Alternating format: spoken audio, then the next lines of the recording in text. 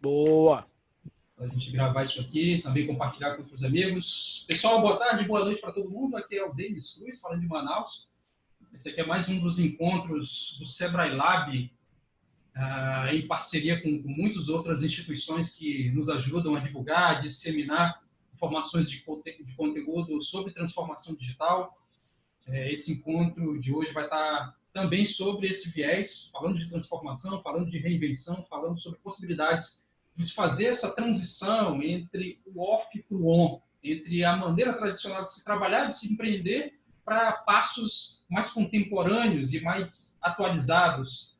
Podemos dizer assim, esse evento ele é um oferecimento do Sebrae Amazonas, e sendo operacionalizado pelo Laboratório de Inovação do Sebrae, e hoje a gente vai estar aí falando sobre cocriação e experimentação, os caminhos para a inovação contínua, diante desse cenário que a gente está vivenciando de pandemia, né, de crise, por não dizer assim, que espero que realmente passe o mais breve possível. A gente sabe que é preciso trabalhar a adaptação e se preparar para o que a gente chama aí de cocriação, que envolve as habilidades nossas de participar, de aprender, de experimentar, de conectar, colaborar, inspirar e apoiar. Então, nada mais atualizado do que esses temas, né?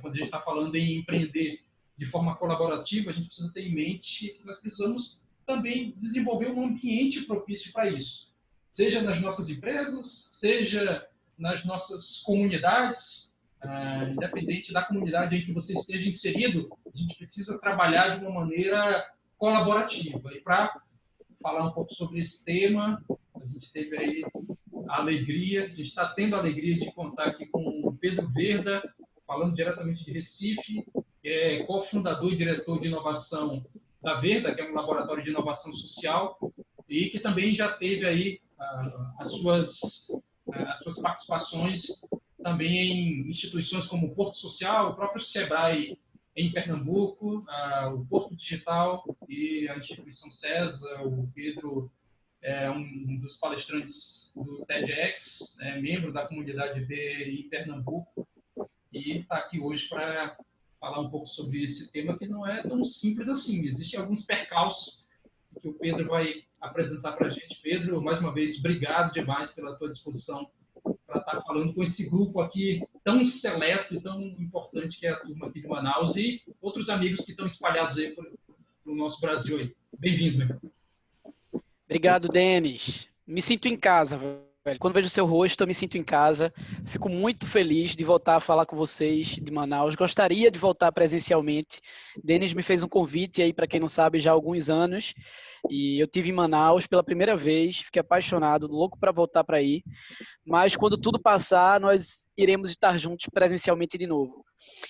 Pessoal, bem-vindos. Obrigado por estar aqui hoje. Vamos aproveitar aqui o momento... Bom, vamos aproveitar que a gente está começando a ficar cada vez mais familiarizado com as ferramentas digitais e tentar utilizar da melhor forma possível para que a gente possa fazer um bate-papo, para que a gente possa trocar ideias, partilhar informações, né, que eu acho que a partilha, afinal de contas, não existe colaboração sem partilha, né? Então, a partilha é muito importante para que a gente tenha sempre momentos ricos, como eu espero que seja esse de hoje. Tá? Então... eu andei um bocadinho, como o Denis falou, principalmente focado em empreendedorismo social, inovação social, educação, né, muito pautado pela questão da colaboração. Então, assim, essas são as bandeiras, provavelmente as tags que ficariam mais próximas de definir, na verdade, essa carreira, essa jornada que eu estou fazendo na minha vida, né? Então, acho que inovação social, colaboração, transformação, empreendedorismo social e educação, acho que são as grandes tags assim que eu carrego comigo. Então, eu vou fazer o seguinte, eu vou dividir esse momento da gente em 3 partes, né? Mas isso não quer dizer que vocês não possam fazer perguntas desde já, né? Desde o começo. Mas eu vou fazer o seguinte, eu vou usar o primeiro momento para a gente falar um pouquinho sobre o cenário que a gente está vivendo.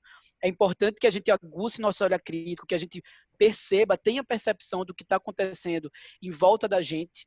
Então, esse primeiro momento eu vou falar um pouquinho sobre esse cenário, falar como é que estava o pré-Covid, como é que estava tudo isso que eu trabalhava, né, com o empreendedorismo social e o que é que muda com a questão do Covid-19. Depois eu falo um pouquinho sobre o durante, né, o que é que a gente está observando em relação a esse momento, para finalmente falar um pouquinho sobre o pós. E aí depois eu entro mais fortemente na colaboração, para vocês entenderem o porquê que nesse momento a gente precisa estar falando e fazendo experiências de colaboração, para a gente depois fazer só um momento de bate-papo. Mas aí eu lembro a vocês que não é necessário esperar o momento do bate-papo para vocês fazerem perguntas. Eu espero que a gente já comece a trocar desde sempre, desde já. Beleza? Deixa eu compartilhar aqui minha tela com vocês, que aí vocês ficam observando também alguns slides que podem facilitar a compreensão. Só me confirmem se está tudo certinho, consegue enxergar? Boa. Então é o seguinte, né? Para esse momento inicial, falar sobre cocriação e experimentação, para mim é falar sobre meu dia a dia, como eu falei com vocês. A Verda, que é a minha empresa, eu vou apresentar ela daqui para o final, assim, mais daqui a uns 10, 15 minutos, eu vou apresentar bem a Verda e vocês vão entender como é que eu trouxe a colaboração para ser o cerne, para ser o DNA do que eu faço hoje, tá? Então, falando um pouquinho sobre a questão de cenário, eu queria chamar a atenção de vocês para essa era pré-Covid-19, digamos assim, né? O que é que estava acontecendo antes do Covid-19, que já fazia com que a gente tivesse respirando colaboração. E mesmo aquelas pessoas, aqueles profissionais que não estavam diretamente relacionados à colaboração, involuntariamente eles estavam se misturando a movimentos como esse. Né? Eu trago para vocês logo de cara esse senhor, que é Mohamed Yunus, eu não sei se todos conhecem, mas quem trabalha com empreendedorismo social, quem já leu sobre empreendedorismo social, possivelmente, eu acredito que naturalmente, até organicamente, já deve ter visto, né, muito sobre Yunus. Então, eu vou fazer o seguinte, eu vou falar um pouquinho sobre Unos, não vou me adentrar muito, mas aí, se vocês quiserem mais detalhes ou qualquer coisa, eu posso colocar links também de palestras, posso passar aqui no final alguns vídeos, tentar passar para vocês, porque tem muita coisa sobre essas pessoas, essas iniciativas que eu vou aqui falar agora. Mas nessa onda de empreendedorismo social, né, a gente vê essa vontade, né, das gerações cada vez mais, cada geração que passa, né, X, Millennials, Y, cada geração que chega, a gente vê uma aproximação cada vez maior da vontade de viver, de trabalhar com propósito, de unir a parte da lucratividade com propósito, quebrar um pouquinho aquela barreira da Revolução Industrial em que a gente achava que as empresas elas nasciam apenas para maximizar lucros, né? Então a gente chega nesse pensamento de que não é necessário separar a questão de você gerar lucratividade, gerar receita, com você gerar impacto social e ambiental positivo. Né? E aí, dentro dessa conjuntura, temos várias pessoas que são super importantes. Aqui no Brasil, a gente tem uma instituição chamada, aliás, no mundo todo, tem uma instituição chamada Ashoka, que aqui no Brasil tem um capítulo, digamos assim, que fica em São Paulo, escritório, mas que tem atuação em todo o Brasil através de embaixadores e que já falam em empreendedorismo social desde a década de 70. Então, assim, quando as pessoas ainda achavam que estava se começando a falar em responsabilidade social corporativa, por exemplo, e como as empresas poderiam ter seu papel cidadão, digamos assim, a Ashoka já falava no termo de empreendedorismo social, o que para a gente, digamos assim, para a população em geral, tem chegado muito a partir da década de 90 e principalmente dos anos 2000. Né? E Mohamed Yunus, que é esse senhor aí, ele é um dos caras responsáveis por disseminar esses conceitos. Ele ganhou o Prêmio Nobel da Paz em 2006, e ganhou o Prêmio Nobel da Paz justamente por melhorar os índices, digamos assim, os índices de miserabilidade do país dele, que é Bangladesh, né, pertinho da Índia. Ele é economista de formação, já era PhD, dava aulas em universidades americanas, quando ele já começou a perceber o que é que ele poderia fazer em relação àquela população de Bangladesh que tinha índices de miserabilidade tão altos. E aí foi quando Yunus fez um momento, um experimento, na verdade, com artesãs locais, onde elas trabalhavam com seus produtos em palha, comercializavam esses produtos, mas não conseguiam sair da questão da pobreza. Então ele começou a perguntar o porquê que isso existia e descobriu um esquema de agiotagem. Então elas pediram dinheiro emprestado para poder fazer uma primeira leva, e entraram no sistema de agiotagem, onde as pessoas que emprestavam dinheiro faziam com que elas não ficassem com o justo daquilo que elas produziam e comercializavam. Né? Então, isso, Yunus começou a perceber que ele próprio poderia fazer um experimento para tirar essas mulheres da zona de desse esquema de agiotagem. Então, ele próprio se predispôs a emprestar uma verba, que era cerca de $40 que elas precisavam, para elas saírem desse círculo que elas tinham entrado, e aí ele fez um experimento e disse, vocês só precisam devolver a verba que eu emprestei, vocês não precisam me dar mais lucratividade. Né? Então, isso tudo para ele foi um experimento do que depois passou a ser um banco de microcrédito chamado Grameen Bank. Né? Então, o Grameen Bank ainda hoje existe lá em Bangladesh e Yunus ganhou o Prêmio Nobel da Paz porque a partir da questão dos empréstimos realizados pelo Grameen Bank, ele conseguiu diminuir os índices de miserabilidade de Bangladesh. Obviamente que não foi só isso, depois que Yunus adentrou nessa área, ele começou a perceber e disseminar um conceito de negócio social. E aí, por isso que o nome dele é tão correlacionado à questão do empreendedorismo social. Então, Yunus começou a dizer assim, olha, tem um modelo de negócio que nem é o modelo filantrópico do terceiro setor e nem é o modelo extremamente capitalista do segundo setor. Existe um modelo de negócio que está aqui no meio, que é o modelo de negócio social. E aí ele começou a dizer que, para ele, o modelo de negócio social poderia ter duas grandes características. A primeira delas é que um negócio social poderia receber um investimento inicial, certo? E esse negócio, a partir do momento que ele ia gerar receita e lucratividade, ia começar a pagar esse investimento inicial. Só que a partir do momento que ele pagasse aquele empréstimo, parou. Ele não ia continuar dando lucratividade para aquela pessoa, para aquela instituição que emprestou. Então, essa pessoa era, na verdade, um viabilizador para que aquele negócio acontecesse. Mas ele não passava a ser um acionista, um sócio ou qualquer coisa do tipo.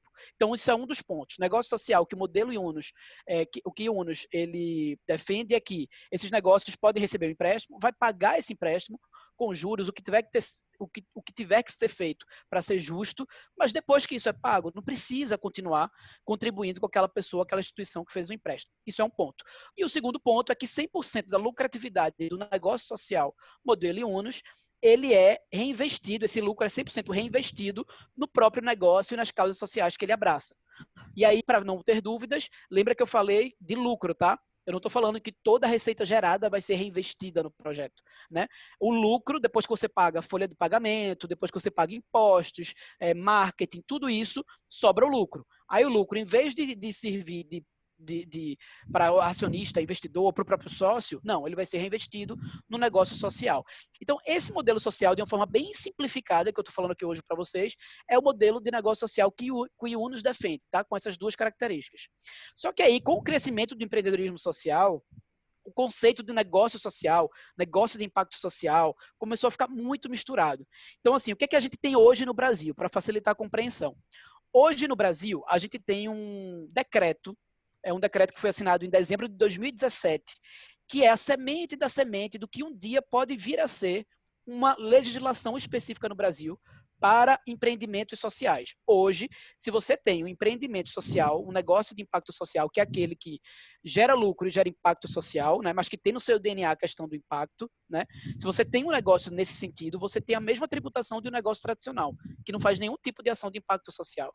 Então, isso é uma das grandes lutas para quem trabalha com empreendedorismo social, é criar uma legislação específica para que haja uma tributação diferente. Porque se eu estou gerando um impacto social positivo na sociedade, por que eu tenho que pagar a mesma tributação do que o cara que está ali sem gerar esse impacto social, né? Que só quer maximizar lucro e tem aquela visão ainda antiga, digamos assim, sobre negócios, né? Então, hoje não existe essa legislação, mas existe um decreto que já é as instituições se movimentando para forçar a barra e fazer com que exista essa legislação, tá? Esse decreto se chama ENImpacto. Impacto, tudo junto. Tem no Google facilmente, vocês podem ler, inclusive, esse decreto. Ele foi criado por várias instituições brasileiras que conversaram e criaram uma carta de princípios que foi geradora desse decreto. Então, hoje no Brasil, a gente tem esse decreto. E no decreto tem dizendo assim, negócios de impacto, tá? O termo negócios de impacto é qualquer tipo de empreendimento, né, que ele pode ser desde terceiro setor até o segundo setor, ou seja, o CNPJ dele pode ser tanto de ONG quanto de empresa, certo? Só que dentro das ONGs, pode ficar complicado agora, vocês perguntam se não fica claro, tá? Mas vê, negócio de impacto são ou ONGs ou empresas, o CNPJ pode ser tanto do terceiro setor como do segundo setor, que gerem lucratividade, mas principalmente gerem impacto social positivo. Agora, dentro do CNPJ de ONG, não são todas elas que estão dentro do modelo de negócio de impacto. Por quê? Porque dentro do terceiro setor, a gente tem tanto as ONGs que são 100% filantrópicas, que são aquelas que vivem realmente de doação, que aí tem um viés mais daquela ONG que a gente conhece, né? Que pede a doação, que está ali todos os meses pedindo contribuição, que só consegue grana a partir de edital, lei de incentivo e etc. Então, esse tipo de ONG não entra dentro dos negócios de impacto. Mas existem as ONGs que geram receita a partir da venda de produtos e serviços, e que isso é legal, e está tudo ok. Você pode ser uma ONG que gere receita a partir da venda, por exemplo, de produtos ou da comercialização de serviços, tá? Aí essas ONGs, elas estão dentro do que eles consideram negócios de impacto, tá?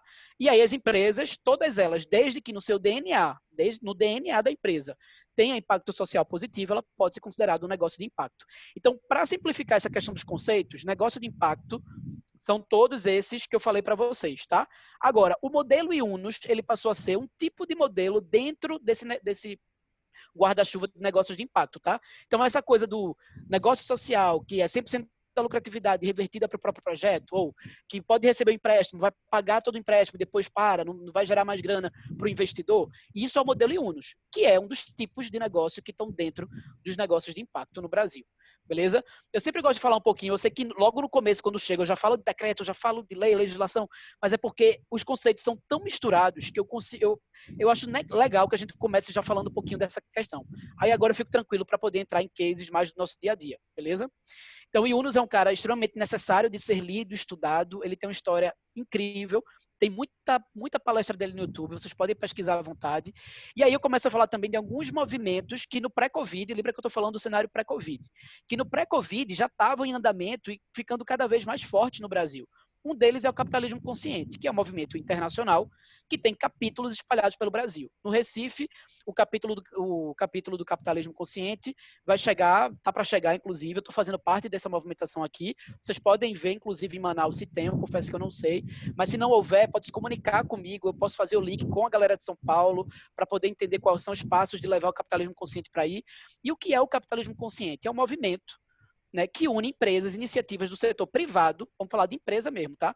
Mas são empresas que já têm um índice de responsabilidade social lá em cima. São empresas que estão cada vez mais gerando benefícios para a sociedade e para o meio ambiente. Então, uma dessas empresas que faz parte desse movimento é a Reserva, que é a loja de roupas que muitos conhecem, né? A Reserva, ela, inclusive, é um case que eu acho fantástico de analisar. Não só o livro de Rony, que é o fundador da Reserva, mas o próprio case. Começa olhando, fuçando o site, dá uma olhada em como eles estão se posicionando, porque a Reserva, ela tem aprendido e se posicionado cada vez melhor em relação ao impacto social positivo, né? Eles têm uma campanha que é super conhecida, que é 1P igual a 5P, ou seja, para cada produto comercializado, 5 pratos de comida são direcionados para pessoas que não têm acesso à alimentação, tá? A peça, esse produto pode ser desde cueca, camiseta, não importa o valor do produto, ele pode estar em promoção, é o produto. Cada peça ela já tem dentro daquele valor que você paga 5 pratos de comida que é destinado para essas pessoas. Isso tudo com auditoria, isso tudo com ajuda de ONGs, né, que passa por auditoria, prestação de contas e etc. Então, a Reserva começou mais com essa pegada e hoje tem várias outras ações que elas estão fazendo, inclusive para incentivar o pequeno empreendedor. Então, a Reserva é uma das empresas que está dentro desse movimento do capitalismo consciente, tá? Uma empresa ainda maior é a brasileira Natura, que para muitos já é conhecida pelo trabalho ambiental que ela faz, né? Só que além do trabalho ambiental, a Natura tem uma assinatura social muito grande, né? Que eles estão, inclusive, se vocês prestarem atenção, cada vez mais fortes em relação a essa questão do social. Se vocês forem analisar, antes a Natura era, né? Natura Ecos, então, lançava linha ambiental, refil, as propagandas da Natura eram plantas, e agora tem muita gente. Então, a Natura está se aproximando mais de uma linguagem de dizer assim, olha, eu presto atenção, a gente está com campanhas, com projetos para pessoas e para o meio ambiente. A Natura ela é do capitalismo consciente e também é certificada B, que é um outro movimento que também é bem interessante, que é internacional, que é o Sistema B. tá? O Sistema B, assim como o capitalismo consciente, é um movimento internacional, só que o Sistema B ele tem uma certificação que ganhou muita notoriedade. Né? Várias empresas que você tem esse selinho, se você for ver, por exemplo, a Mãe Terra, que é aquela que tem umas bolachinhas, uns snacks, uns lanchinhos mais orgânicos, etc., que inclusive companhias aéreas adotaram como um dos produtos de alimentação nesse pré-Covid, né? Então tinha aquelas bolachinhas, cookies orgânicos, com pegada mais orgânica e tal. A Mãe Terra, se você olhar, toda a embalagem tem um selo B lá dentro, lá atrás. Né? E a Mãe Terra, inclusive, é um movimento muito, muito interessante, porque a Mãe Terra ganhou a certificação B e depois ela foi vendida para a grande Unilever. Então, vê, quando uma empresa como a Mãe Terra entra numa grandona como a Unilever, né? Uma das coisas que a Unilever está agora fazendo é tentando fazer com que a Unilever seja certificada B. Só que, obviamente, é uma empresa maior e a certificação B não é algo tão simples de tirar. Né? Para você ser uma empresa B, você precisa passar por um crivo de 120 perguntas, onde isso aí sobre os benefícios que você gera, né, tanto para a sociedade, para os seus colaboradores, para o meio ambiente, junto aos seus fornecedores, stakeholders que você se relaciona. Então, para você ser uma empresa B, são 120 critérios, onde você tem que ter positivamente pelo menos 80 deles. No site do Sistema B, vocês têm acesso a isso, a esse questionário, tá? E é muito bacana que a gente que seja até pequeno, médio empreendedor, fique ligado nisso, porque a gente também pode ter certificação B. Tá? Aqui no Recife, a gente tem a comunidade B, que Denis até citou quando me apresentou. Eu faço parte da comunidade B também. Ela pode ir para Manaus, se ela não houver ainda. Também a gente pode fazer esse match, se é que ela não existe ainda em Manaus. Mas eu acho muito bacana que a gente comece a se movimentar, porque quando isso chega, começa a forçar a barra das empresas locais para entender que elas precisam estar alinhadas com esse discurso e principalmente com essas práticas, né? Então o Sistema B tem esse crivo aí, no site vocês podem ter acesso, e é muito bacana, uma dica que eu sempre falo do Sistema B, porque eu acho muito bacana, é que quando a gente trabalha com impacto social, é muito difícil para muitas pessoas entender quais são os possíveis indicadores, porque é muito falado isso, né? Ah, você causa impacto social, então me mostre indicadores, me mostre números. É óbvio, a gente precisa mostrar o trabalho que a gente faz e comprovar isso. Só que às vezes a gente fica perdido de saber como é que eu formato um indicador de impacto. E uma dica que eu sempre dou é que essas 120 perguntas do Sistema B, muitas delas podem ser transformadas em indicadores para a tua empresa. Então é muito bacana isso, tá? Então o Sistema B é um outro movimento que no pré-Covid já estava bombando e é bom a gente ficar de olho. Aí tem uma empresa menor que chama Editora MOL, que é uma editora que ela é B também, do Sistema B, e é super bacana. É uma editora que faz livros, revistas, que geralmente são aquelas revistas, acredito que em Manaus deva ter essas redes de farmácia, e que às vezes você vai pagar o valor ali no caixa, e tem uma revista Sorria, ou com boas notícias. Então a Editora MOL, ela se especializou em conteúdo do bem, digamos assim, e a lucratividade da Editora MOL, ela é destinada para ONGs de diversas causas, tá? Causa de saúde pública, agora mesmo no Covid, na pandemia, eles fizeram toda uma campanha para beneficiar 8 ou foram 9 instituições que trabalham com saúde pública e destinaram uma grana assim para eles. Esse valor que eu dei print aqui, de 27 milhões, isso já foi há uns 2 anos esse print que eu tirei, então esse valor tá mais, isso é tudo que elas já conseguiram doar. E é muito massa você olhar para a Editora MOL, porque é uma empresa que trabalha com algo que é considerado ultrapassado, que é a questão do editorial de publicação, né, digamos assim, de revista e tal, de livro, mas que eles conseguem ter um valor agregado tão forte que eles estão super bem e a linha de crescimento deles é enorme. Eles sabem, estão se preparando para, obviamente, entrar no digital, mas é muito engraçado. Eu conversei com eles e disseram, bicho, a gente está em crescimento total vendendo revista. Eu acho que é a única empresa, a única editora no Brasil, sei lá, quiçá de onde, que consegue ainda estar na linha de crescimento vendendo revista, vendendo livro, né? E isso tudo faz parte de um discurso aí que eles têm. E quando eu falo de discurso, entenda discurso mais prática, tá, pessoal? Mais a prática de impacto social. Uma outra internacional é a Tom Shoes, que é uma empresa que disseminou, há 13 anos ela foi lançada e disseminou um modelo de negócio que é muito conhecido, que é o 1 para 1. Para cada produto vendido, um produto doado, né? É aquele modelo mais simples e que muitos negócios de impacto no Brasil adotam por ser um modelo simples de você aplicar. Tá? Nem sempre é viável financeiramente, mas a estrutura dele é simples, né?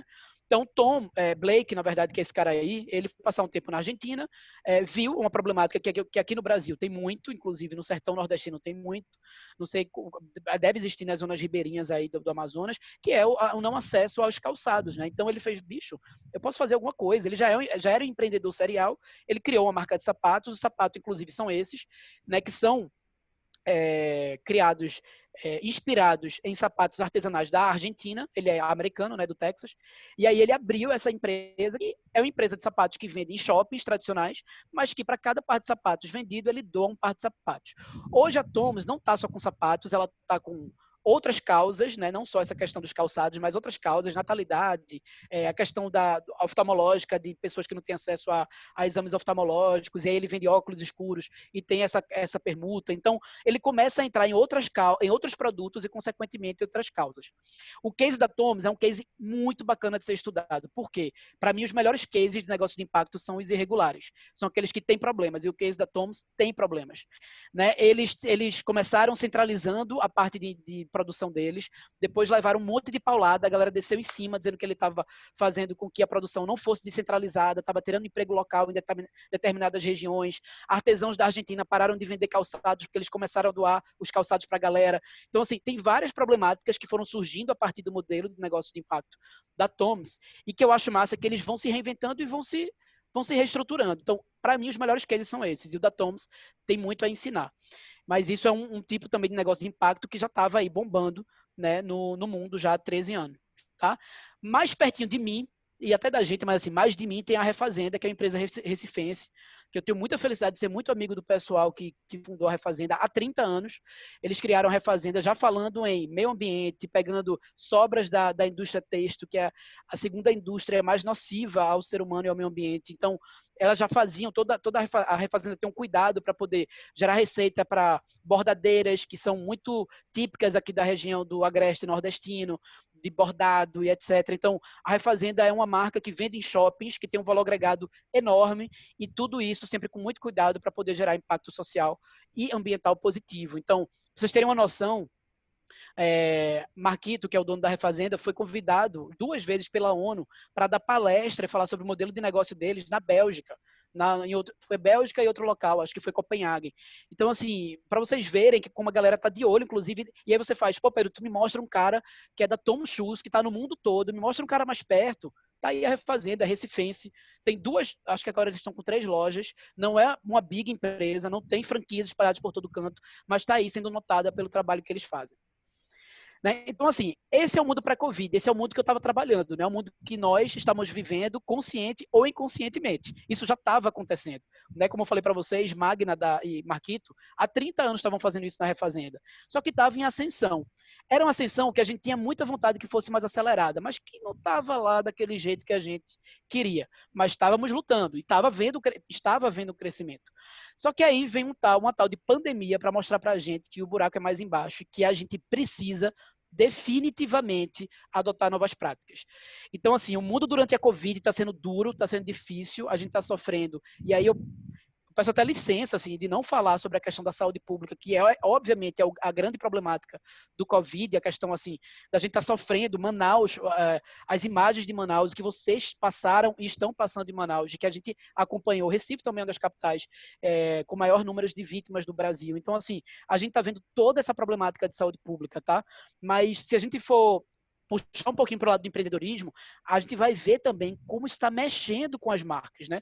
E como é que as marcas estão precisando se reinventar em meio a uma pandemia. E não falo de reinvenção apenas pelo fato de estar indo ou migrando as vendas para o digital. É de prática, é de discurso, é dizer assim, bicho, não tem como tu não falar em propósito, não tem como você fechar os olhos e não falar do racismo, velho. Isso está explodindo. Não se faça de doido, você vai ter que falar sobre isso. Se posicione, diga o que é que você está fazendo, mostre quantos negros você tem dentro da tua empresa. Então, assim, isso está muito latente, isso está muito vivo durante o Covid, né? Então, eu dei um print em algumas coisas que mostram isso pra gente, né? Isso aqui foi um print antigo também que eu dei, antigo assim, né? De uns 2 meses, do Corona Capitalismo, ou seja, vê que louco, velho. A gente tá usando a rede social como o Instagram para botar o mural da vergonha e falar de todas as empresas que não estão lidando bem com o Covid, que tá despedindo uma galera sem poder, ao menos tentar ter uma negociação com os colaboradores. Então, vê que coisa louca, assim, o agente cidadão consumidor passa a ter um papel muito ativo, sabe? Então, isso foi uma das coisas que aconteceram, esse coronacapitalismo, acho que foi, coronacapitalismo disseminou aí pelo Brasil, várias pessoas começaram a perguntar sobre essas empresas, pedir para que elas se posicionassem, por que é que vocês estão fazendo isso? E algo muito bacana de ser dito é que que aí é uma coisa que eu tenho sempre cuidado, né? Eu gosto muito de aguçar o olhar crítico da gente, é sempre necessário, mas o olhar crítico, ele não pode parar na hora que você olha para um mural desse, tá? O olhar crítico tem que olhar para esse mural, entender o que estão falando, entrar em contato, talvez, no site, para ver se tem uma carta de explicação, no Instagram do cara. Então, assim, não para no mural, vai a fundo, porque essa galera que está fazendo aqui são consumidores como nós. Ele pode rabiar, ele pode errar também, ele pode julgar uma empresa num determinado erro, e aí, de repente, isso sair lá e viralizar e de repente você não. Então, assim, antes, se liga nas fake news, o que é que a gente está sofrendo. Vamos atrás, mas só o fato da galera colocar isso é muito importante, assim, para a gente ter um reposicionamento de mercado. Movimento Não Demita, Magazine Luiza, velho. Uma grande empresa, assim, que inclusive é uma das empresas que eu tenho gostado de como elas estão lidando. Tem uma rabiada ali, outra lá, mas está muito bacana a forma como a Magazine Luiza está se posicionando, como a própria fundadora da Magazine Luiza está entrando nos discursos, nos debates. Então, eles fizeram o movimento Não Demita contra as grandes empresas, para que as pessoas não demitissem seus colaboradores antes de tentar o máximo possível mantê-los, né? Aí a gente vê uma coisa super popular, saindo um pouquinho da área da gente, indo para uma parte, digamos, de cultura, de entretenimento. A gente viu o caso da live aí dos sertanejos Jorge Mateus, quando o Caio, que inclusive é jornalista pernambucano, Caio Braz, ele publicou essa imagem que por trás do que estava sendo visto, tinham várias pessoas, isso no início da pandemia, quando nem se falava ainda em plano de retomada, saca? Então, foram contabilizadas 17 ou foram 19 pessoas trabalhando para aquela live acontecer. Foi a primeira live de Jorge Mateus, tá? Não foi. Depois eles tiveram, inclusive, que melhorar isso.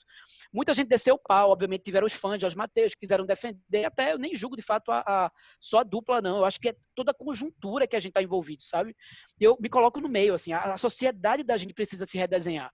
Então, eles fizeram isso, foi colocado essa imagem, isso viralizou, fez com que várias lives que estavam sendo produzidas com mais gente voltassem atrás, porque a galera não ia permitir isso, né? Então veio Marília Mendonça, vieram os outros sertanejos, e aí pouca gente, menos gente, comprovando que tem pouca gente. Aqui, pessoal, tem 2 câmeras, uma preocupação enorme em relação a isso, sabe? E a gente consumindo de forma mais responsável. Então, isso é muito cenário durante o Covid. Fora o que viraliza, obviamente, do meio ambiente, né? Os canais de Veneza com golfinhos, a praia de Boa Viagem, que eu moro aqui, estou olhando para ela agora, assim, muito mais limpa, né? A partir do momento que a gente fechou as praias para o lockdown, enfim. Então, assim, como a gente é nocivo e como a gente precisa mudar a nossa forma de fazer turismo, né? Eu estava lendo muito sobre isso, velho. Fazer turismo, a Itália, colocando aquelas imagens, né? A Itália que foi super, que sofreu bastante, colocando as imagens do pré-Covid, daquela galera naquela fonte lindona lá, um caos de gente, sabe? Então, assim, calma, como é que vai ser o turismo agora? Como é que a gente pode controlar mais? Como é que a gente, como ser humano, como consumidor, como turista, como comprador da marca X, pode ser menos nocivo, sabe? Então, esse é o mundo durante o Covid. É um mundo em que a gente está se ligando de forma muito mais rápida em algo que estava acontecendo mais timidamente antes do Covid. E aí, no pós-Covid, o que esperar? Obviamente que a gente não tem um pós-Covid, nós estamos vivendo o pós-Covid ainda, infelizmente estamos longe disso, mas eu quero trazer algo do presente que já espelha muito a questão do pós-Covid, tá? O vírus, obviamente, mostrou pra gente que a gente não é parte de um todo, a gente é o todo, então acaba essa coisa de segmentar em cluster. Uma coisa é você dizer que eu sou recifense, tenho uma cultura popular, colocada aí o maracatu, frevo e tal, você aí manauara, você de Manaus tem a questão do boi, etc., do Amazonas, do Norte. Uma coisa é você respeitar as diferenças culturais, mas no final a humanidade é uma só. Nós somos o todo. E o vírus tem falado cada vez mais forte isso, né? Então tá aí a questão do racismo, que está sendo amplamente né, colocado aí para todos nós percebermos que a segmentação não pode ser o caminho, tá? Eu sei que a gente não pode ser romântico em achar que o racismo vai acabar de uma hora para outra, mas um movimento desse, a última vez que aconteceu foi com Luther King, né? Que foi um movimento super importante, saca? Então, a gente está vivendo um momento que vai acelerar uma problemática real da sociedade. Né? Então, assim, a gente está vendo que as marcas estão tendo que se posicionar sobre isso, tá?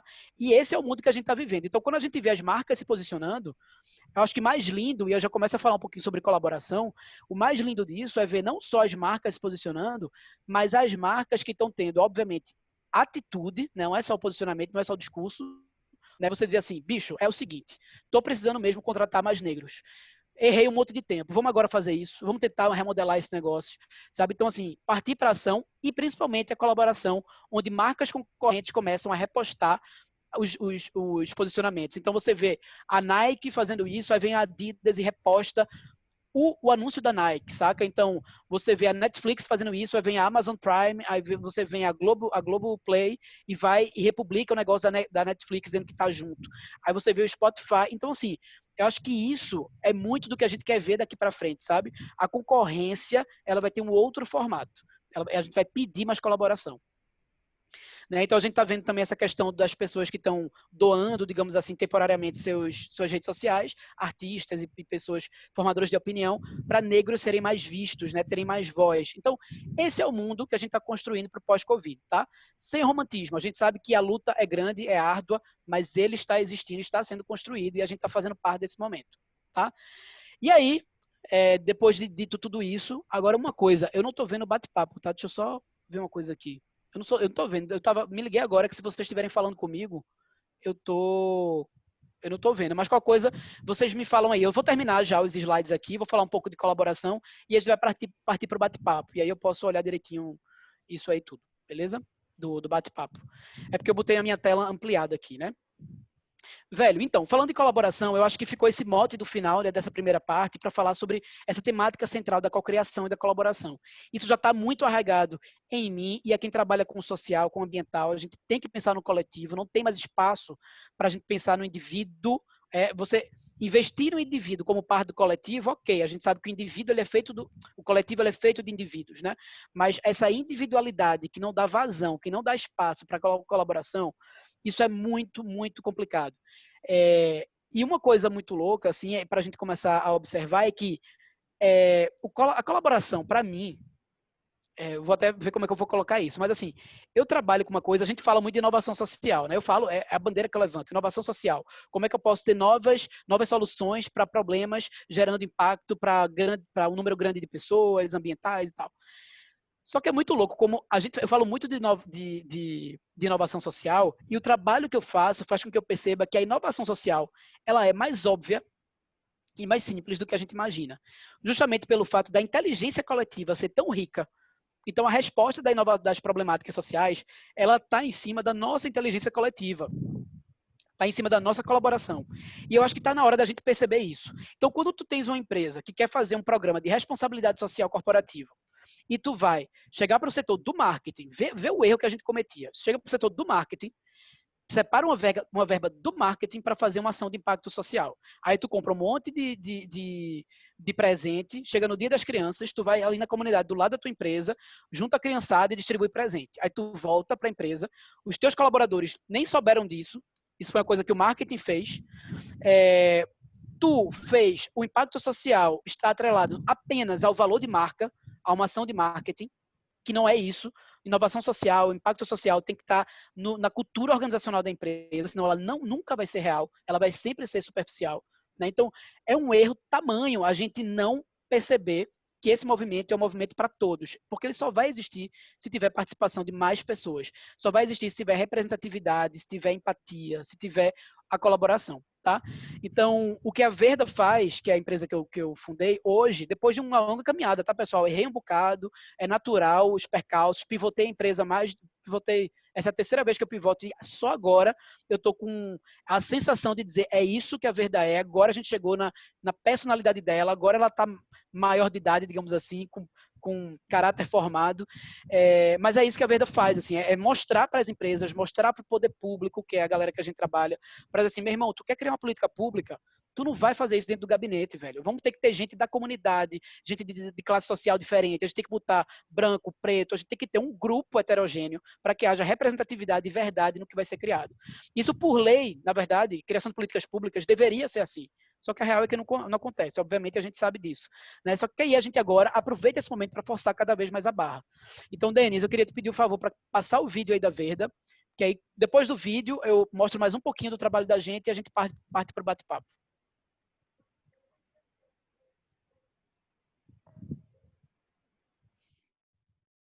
Eita, pessoal, velho, vi um monte de coisa agora que vocês publicaram. Mil perdões, mas eu vou ler tudo depois, tá?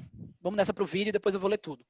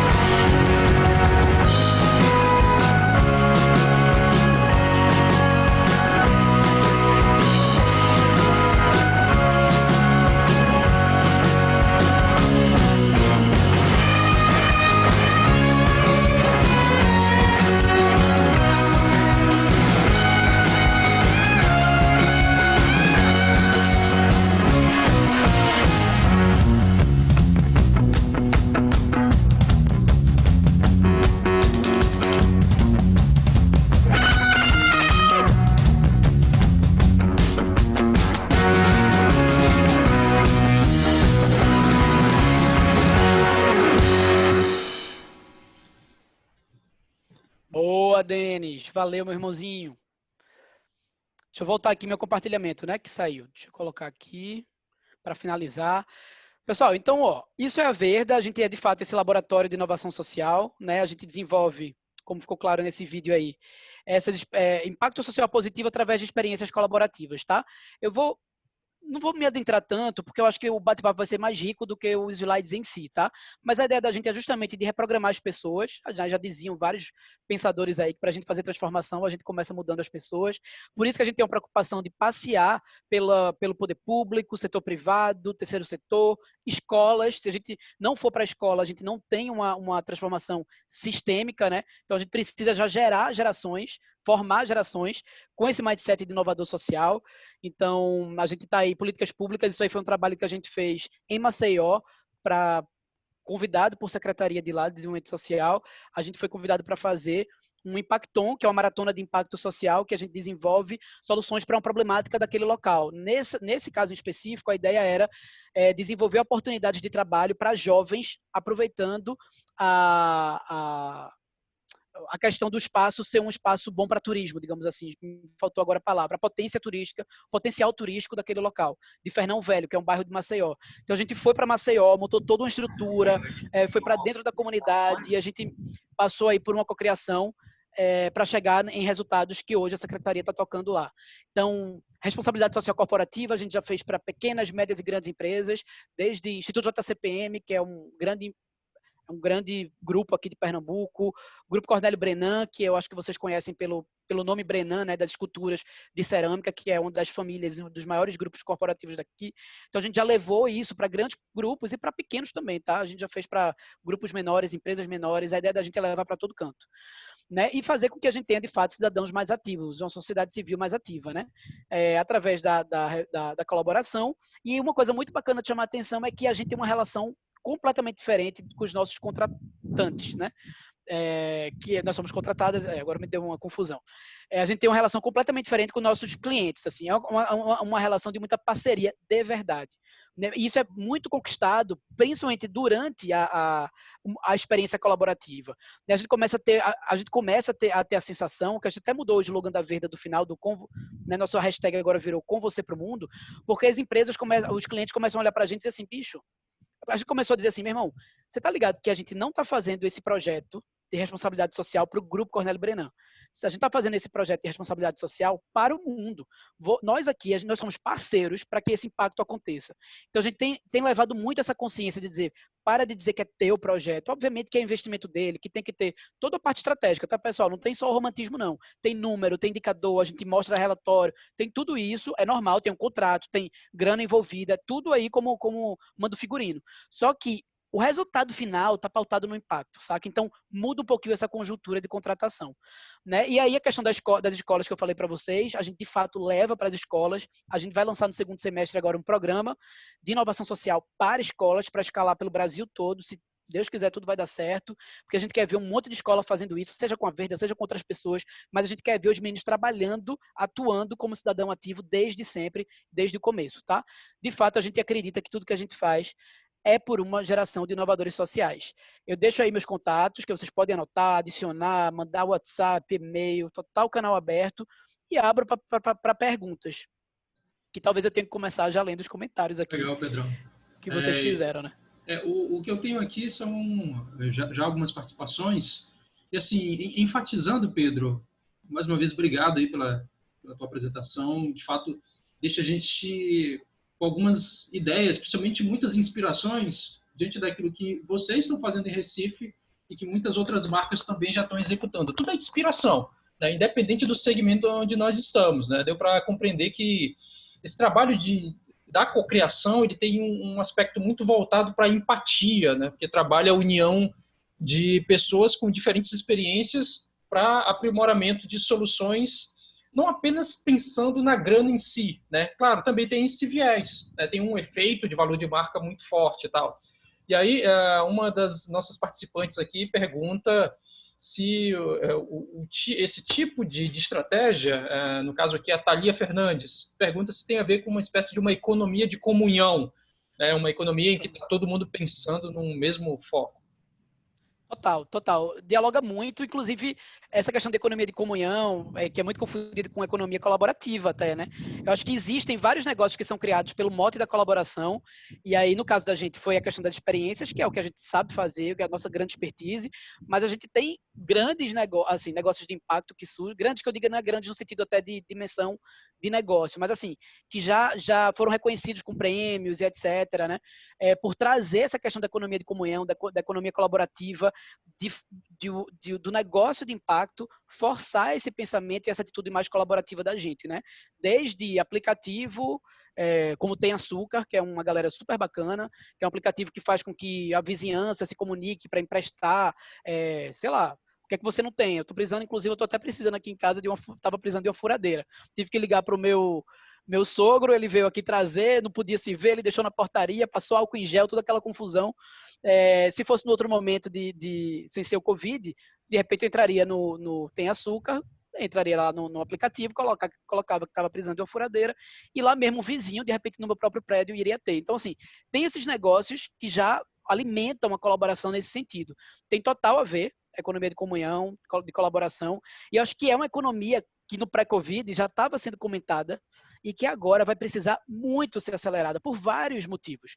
Motivos, inclusive, de crise econômica, saca? Tem uma hora que você, né, olha para o bolso e diz assim, por que eu vou comprar aquilo? Por que eu não vou, né, emprestar? Por que eu não vou colaborar? Por que eu não vou, né, colocar isso para outras pessoas e ajudar outras pessoas? Então, acho que isso tem tudo a ver, assim, faz parte do mesmo princípio. A gente nasce na mesma caixinha para sair dela. E Pedro, o Christopher coloca aqui uma pergunta, justamente pensando nas possibilidades e benefícios de se trabalhar nesse formato. Ele faz duas perguntas aqui. A primeira é como é que faz para o processo do certificado B alcançar as empresas? Isso pode ser adquirido por qualquer empresa? E a segunda, reforçando aí uma pergunta da Alice, como é que faz para fazer parte desse movimento? O que é necessário? Né? Deu para compreender que é muito uma decisão do próprio empreendedor, né? De adotar esse tipo de estratégia. Isso. Ela vai partir do empreendedor. Se você já está perguntando, isso já é o início de tudo, então acredito que o interesse parte dessa pergunta. Para você ser uma empresa certificada B, o primeiro passo que eu acho é buscar lá no site, o site do Sistema B até que podia ser mais fácil, tá, pessoal? Mas se vocês catarem direitinho lá, vocês vão achar essas 120 perguntas e já começa a responder. Qualquer empresa pode ser uma empresa B, tá? Agora, é para empresa, não é para ONG, tá? É para o segundo setor mesmo, setor privado.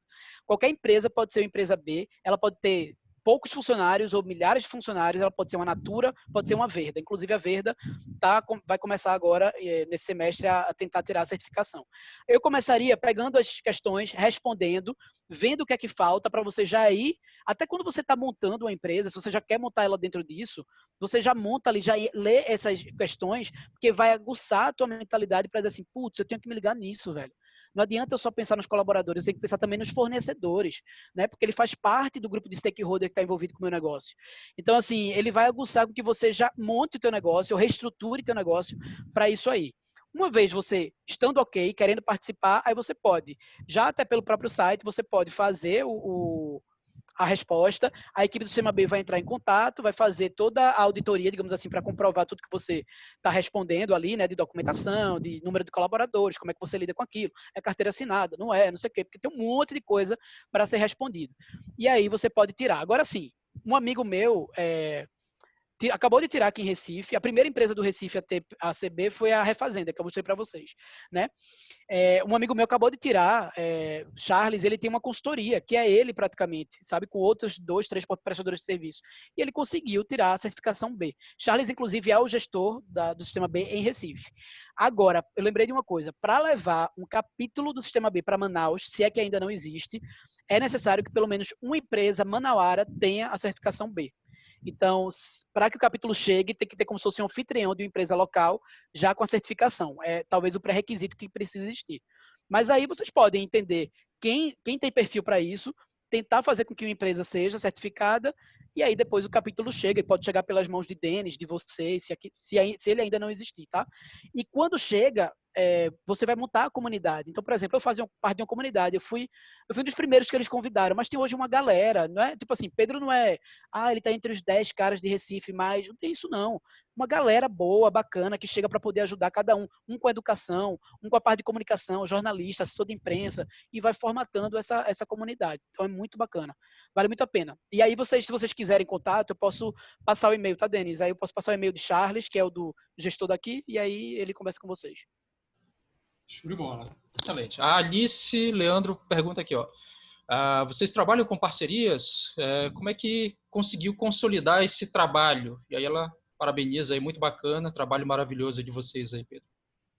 A gente trabalha com parceria. Obrigado, pô. Eu fico tão feliz quando eu leio isso, porque todo mundo sabe a dificuldade de empreender, né? E empreender, querendo ter responsabilidade social, ambiental. Então, é um tempo, assim, né?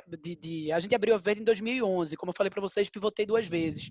Em certo momento, eu achei que eu só ia trabalhar com escola, porque é onde estava dando mais receita mesmo. Estava conseguindo que as escolas ser reconhecido pelas escolas e tal. Só que o corporativo começou a puxar a gente de novo. Então, assim, é um manejo, assim, da gente entender qual é o mercado da gente muito grande. Hoje, como eu falei para vocês, eu estou super feliz, super mais madura, digamos, a Verda, né, tá mais madura, e a gente trabalha assim com parceria. A gente, inclusive, tem um plano de 2021, que é uma coisa que eu não posso nem falar como vai existir, porque está sendo construído, mas a gente tem um plano de ter a Verda atuando em várias capitais, porque geralmente quando a gente fala, muita gente faz, pô, eu quero levar a Verda para São Paulo, eu quero levar a Verda para Fortaleza, eu quero levar...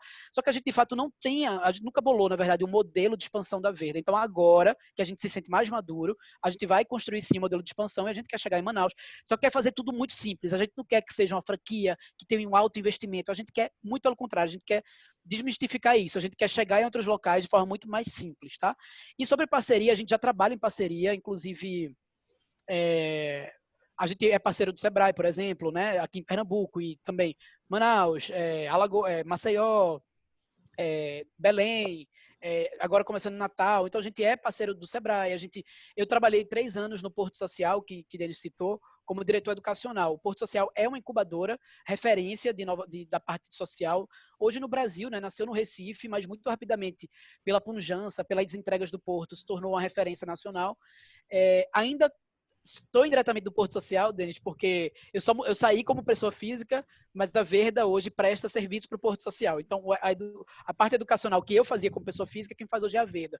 Então, eu ainda estou junto do Porto Social. Então, a gente já fez vários trabalhos em parceria com secretarias, com empresas. Então, assim, a gente fechava negócios, inclusive, assim, ó, o Porto Social tem essa expertise. O Porto Social fecha com Secretaria X e a Verda entra para fazer as experiências colaborativas, né? Então, a gente ganha pelas experiências colaborativas e o Porto Social pelo que convém a ele. Então, a gente faz muito isso. Eu acho que nem tem como a gente não falar em parceria se a gente fala de colaboração. Eu acho que a gente tem que estar pautado por essa essência, né?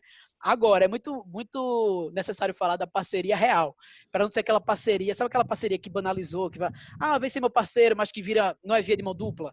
Então, assim, parceria real, saca? Tipo, agora a gente vai fazer com o Sistema B e Capitalismo Consciente um fórum que vai ser parceria, que vai ser haha do trabalho, haha do valor que vai ser gerado, saca? Então, parceria de verdade, porque senão aí já não é parceiro, aí já é outra coisa. Sim. Verdade.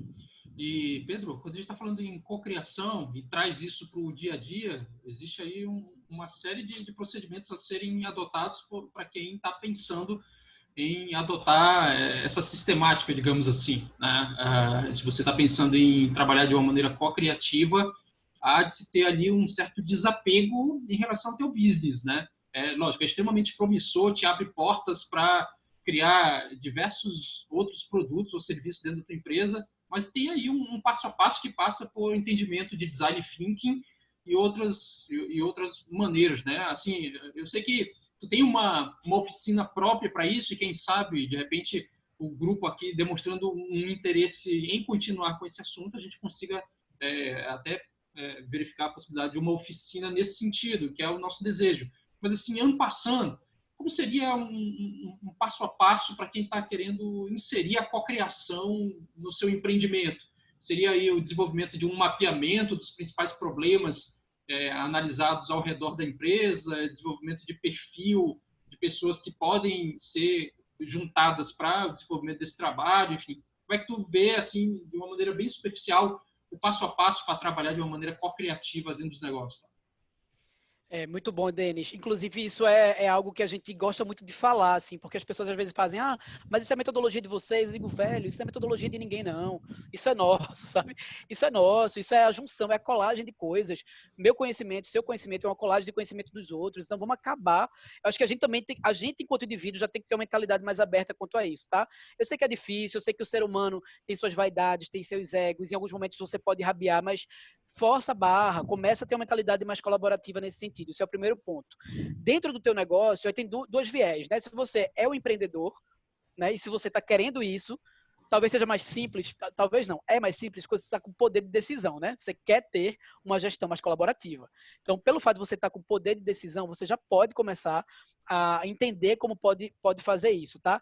Se você é um funcionário, um colaborador, você vai pela área do intraempreendedorismo, né? Como é que eu posso empreender ali dentro daquela empresa? Então, obviamente que você vai precisar de parceiros, você vai ter que catequizar essas pessoas para a colaboração, né? Conversar, mostrar resultado, mostrar que não é romantismo, mostrar que não é oba-oba, mostrar, na verdade, que é uma estratégia de negócio, sabe? Então, assim, esses são os dois pontos. Sobre o passo a passo, eu acho que tem alguns pontos, eu não sei, eu vou tentar dar um passo a passo mesmo, tá? Mas talvez eu vou tentar que seja na ordem cronológica de jornada. Mas eu acho que, assim, essa questão de, primeiro, cuidar do indivíduo, segundo, envolver mais pessoas, não tem como a gente fazer colaboração se não tem outras pessoas envolvidas. Tem um ponto muito importante que Denis citou aí, que eu acho que seria até o passo final, mas que é um ponto tão importante que eu não quero nem esquecer disso. A escolha desse grupo, sabe? Porque vê o que a Verda faz, por exemplo, vê como a gente trabalha mais ou menos nesse processo, né? Eu acho que falando da jornada da Verda, do nosso processo, talvez fique até mais fácil de montar esse passo a passo. Né? A gente primeiro tem 3 pontos essenciais para a gente. A gente primeiro inspira, obviamente, então isso aqui que a gente está fazendo, trocar ideias, mostrar o que é que existe, mostrar o que pode existir, é necessário. Então isso que a gente chama de Verda Talks é um toque que a gente leva, muitas vezes, inclusive, ainda sem ganhar grana, tá, pessoal? Sendo bem transparente com vocês. Às vezes isso já está dentro do contrato e às vezes a gente faz justamente para dizer assim, tá vendo que tem gente interessada, tá vendo que a gente consegue. Então a gente promove esse momento dentro de uma empresa, se vamos falar do setor privado, dentro de uma empresa.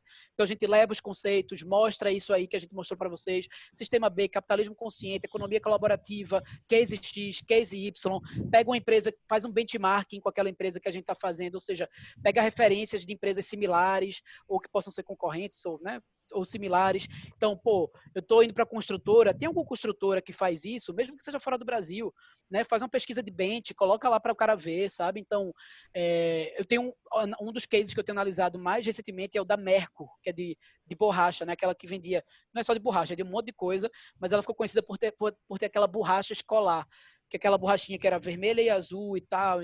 Então, a Merco é uma empresa quase centenária, é incrível a história deles, sabe? Eu levei a história da Merco para o Grupo Cornélio Brenan. Por quê? Porque o Grupo Cornélio Brenan também é centenário. Então, são duas empresas que começaram quase que no século passado, sabe? Em 1914. E que o gestor, inclusive, da Merco hoje tem 60 e tantos anos e está reestruturando toda a gestão. Então, não é um cara de 30, de 20 que está chegando para mudar, é o próprio cara de 65 que está vendo que precisa se organizar, sabe? Então, faz um benchmarking, leva isso. Então, primeiro passo, sensibilização, inspiração. Depois que a gente já começa a jogar o nosso veneno do bem, digamos assim, a espalhar esse veneno do bem, vai para o segundo passo, que aí a gente já precisa ter a questão de se preparar para a cocriação mesmo, né, que é esse momento da colaboração, que aí já é um passo, né, que a gente precisa ter muito cuidado com quem é que vai estar nesse grupo, né? Esse grupo, na verdade, para ficar mais simples ainda, é tipo workshop mesmo, tá? A gente faz, tipo, junto uma galera, a gente tem muito cuidado para escolher pessoas estratégicas. Muitas vezes, em alguns casos, a gente faz antes uma pesquisa de engajamento social, porque muitas empresas não fazem ideia do quão seus colaboradores são engajados, e essa pesquisa é quantitativa e qualitativa, então a gente escuta, a gente faz uma pesquisa de questionário, passando para todos os colaboradores, para tirar deles, se eles já foram voluntários, então a gente começa pelas beiradas, né? Já foi voluntário alguma vez, já se envolveu em algum processo de colaboração, então a gente vai fazendo uma pesquisa quantitativa e depois escolhe algumas pessoas estratégicas para fazer uma pesquisa qualitativa. Depois que a gente pega isso, a gente mostra para a empresa e a gente já tem mapeado ali como é o termômetro, digamos assim, daquela empresa em relação ao engajamento, quem são as pessoas e os setores mais engajados e as pessoas e os setores menos engajados. Aí a gente faz uma montagem aí estratégica para montar um grupo, que a gente chama de grupo de impacto na Verda, e faz o nosso Impacton, que é esse momento aí de criar soluções, né? O Impacton, ele já surge diante de problemáticas que aquela empresa quer ajudar. Então, por exemplo, a gente nessa pesquisa também a gente vai mapear quais são as causas sociais que aquela empresa tem mais aptidão, que os colaboradores têm mais vontade de ajudar. Educação, meio ambiente. Então, a gente já sabe mais ou menos também, nesse termômetro, o que é que a gente quer ajudar ali. Depois que a gente faz isso, aí a gente faz a cocriação em si, né, o momento de cocriação, que é o Impacton, coloca uma pergunta-problema e conduz num fluxo da Verda, da metodologia que a gente criou, para sair soluções no final desse fluxo, desse momento, dessa experiência. E aí, muito bacana o que a gente faz é que, em vez dessa experiência ser fria, ser afastada da realidade, então, por exemplo, já que eu estou falando tanto deles, sei lá, o Grupo Cornélio Brenan quer fazer, isso não foi dessa forma não é dessa forma não, tá, pessoal? A gente quer fazer isso, mas ainda não aconteceu, isso é um exemplo. Mas o Grupo Cornélio Brenan quer fazer um trabalho com o pessoal de um bairro chamado Várzea, que é o bairro aqui no Recife, onde eles ficam, que tem várias comunidades, tem uma galera que tem uma receita média mensal muito baixa, favela mesmo tem e tal.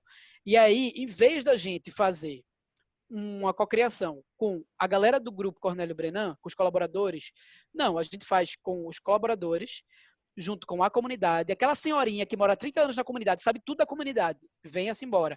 E elas, inclusive, fazem mentoria para a galera, porque, óbvio, essa galera sabe tudo daquela comunidade. E aquela galera do grupo, eles não sabem, eles vêm de fora, eles são, né, a galera de outra classe social, que vê de fora. Então, a gente começa a mostrar que o jogo é diferente, que precisa escutar a senhorinha, o dono da padaria, o dono da rádio, o comunicador da rádio local. Então, a gente faz com que esse momento de cocriação seja muito rico e a escolha seja muito assertiva. E outra coisa que a gente faz muito bacana é de sair das paredes da empresa e a gente monta uma estrutura física, que a Verda hoje tem isso, né? Uma estrutura física de mesa, cadeira, não sei o que. Então a gente monta uma estrutura de cocriação na comunidade. Então a galera conhece os pontos da comunidade, vai para dentro da comunidade. Então isso é muito importante, porque fica mais próximo deles se apropriarem com verdade daquilo. É óbvio que nunca vai ser com verdade, porque eles não são dali, os colaboradores, mas fica mais próximo e a comunidade está junto e tal. Depois que passa por esse momento, a gente faz o grupo de impacto, que é fazer com que esse grupo total ou parte dele continue colocando em prática essas soluções. E aí, a Verda faz encontros semanais ou quinzenais, depende da empresa, para conduzir isso como facilitador. Mas a gente não é aquela consultoria que olha de fora e dá o direcionamento, e nem é aquela galera que vai fazer pela empresa. A gente faz junto. Então, a gente continua se encontrando com esse grupo e dizendo assim, e agora? Vamos fazer o plano de ação. Isso aqui foi feito, não foi feito por quê? Pô, precisa fazer uma pesquisa na comunidade. Vamos chamar fulano, vamos chamar o dono da padaria, vamos fazer não sei o quê, vamos fazer um sorteio, será que tem que ir na escola pública? Então, a gente vai conduzindo junto à empresa. Então, eu acho que é isso, sabe? Eu acho que é ser colaborativo de verdade, porque, velho, ser colaborativo só no nome não funciona, não funciona. E Pedro, Não, tá ótimo. É importantíssimo, ainda mais nesse momento em que nós estamos buscando alternativas das mais diversas para desenvolver novas estratégias dentro dos nossos negócios, né? Então, dá para enxergar esse estilo de atuação colaborativo, co-criativo, com um ar meio que de desafio para nós que somos empreendedores. É necessário ter realmente uma certa coragem, em primeiro lugar, e um certo desapego, sabe? Porque me parece que envolve muito a participação de pessoas de fora contribuindo no teu negócio, né? Contribuindo na tua empresa. E mais ainda, a possibilidade que você se abre para também se experimentar. Às vezes a gente está acostumado com o estilo do empreendedorismo natural, de eu tenho os meus serviços, você adquire os meus serviços, e, enfim, é do jeito que eu estou repassando para você e acabou.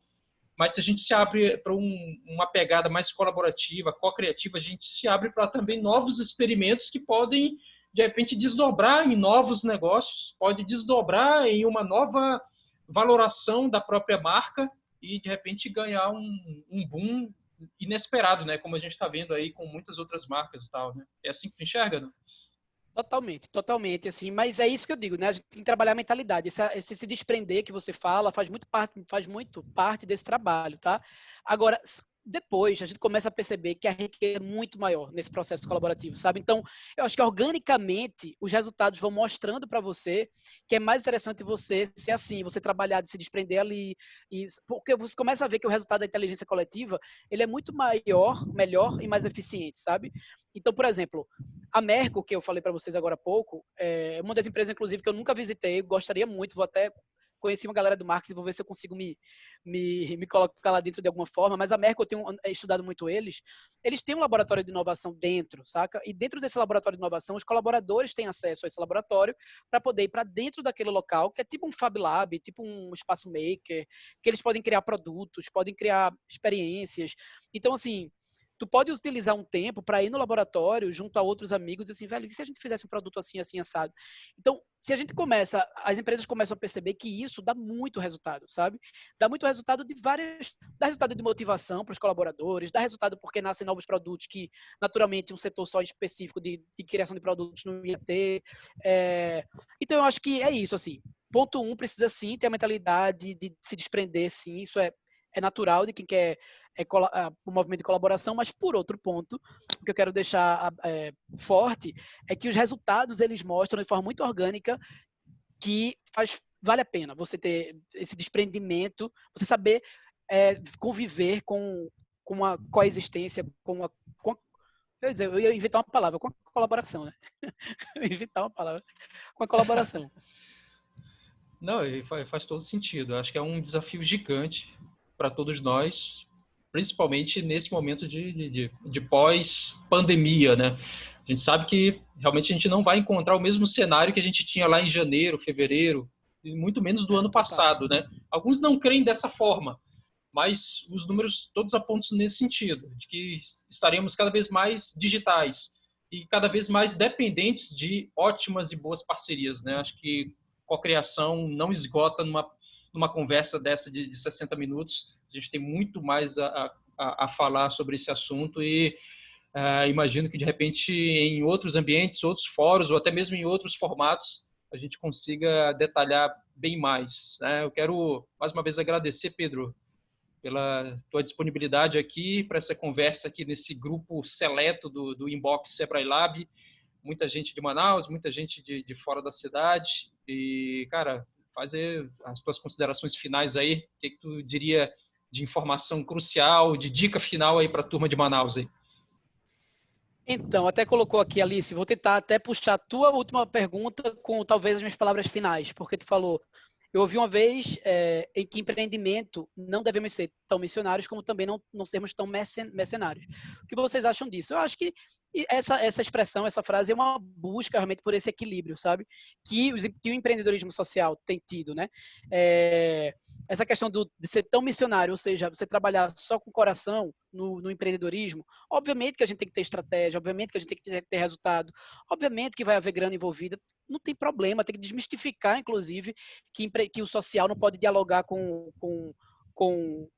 o capital, né? O social pode e deve, na verdade, deve dialogar com o capital, né? Então, assim, eu acho que essa tua expressão é esse equilíbrio. Eu acho que a gente precisa aprender cada vez mais a ter esse equilíbrio. A gente que é empreendedor, a gente que quer empreender, não acredito que num futuro, eu sei que às vezes parece romantismo, tá, pessoal? Mas, de fato, eu não acredito que num futuro próximo, mas para mediano, a gente não vai haver empreendedorismo se não for social, talvez em outras modelagens, mas vocês vão perceber que vai ficar cada vez mais forte isso. A gente pode descobrir até novas modelagens, nova legislação, uma nova forma, nova tributação, mas é óbvio, a gente está sendo pressionado para isso. A gente está passando por uma revolução de impacto social, uma revolução colaborativa, que a gente costuma dizer na Verda. A gente está precisando disso, sabe? Então, eu quero convidar vocês ao chamado do colabore-se, sabe? Dizer assim, poxa, deixa eu trazer isso para minha mentalidade, deixa eu estudar como é que eu posso trazer isso para minha realidade.